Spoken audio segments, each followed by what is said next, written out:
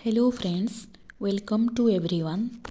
तो देखंतु हमर जो OSTT Odisha secondary school teacher eligibility test आसी सारी फॉर्मटा 2025 बाहरी सारा।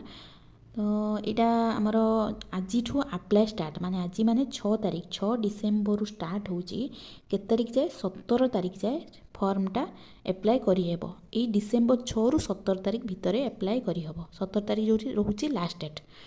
तो जदि देखा यार एग्जाम रोचे 20 जानुरी रे 20 जानुरी रे एग्जाम रोचे। पेपर 1 पेपर 2 दुईटी पेपर ओएसटी थाए। पेपर 1 टा हूँ माने अन्य समस्त पेपर 2 टा पीटी मान तेणु पेपर 1 रोचे 9 टा 11:30 एग्जाम।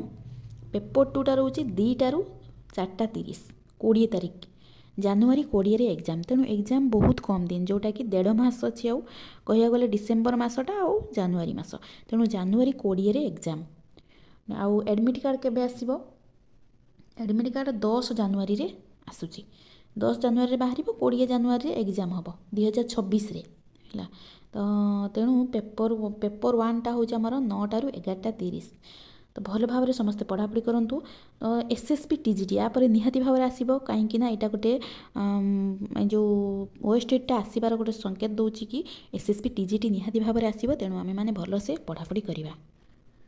धन्यवाद। तेणु ये जो वेबसाइट कौटार एप्लाई हो ना www.bscodisha.ac.in यही सैट्रे जदि आज आसी भल जब न आसो ताले धीरे काली आसो वेबसाइट रे। धन्यवाद।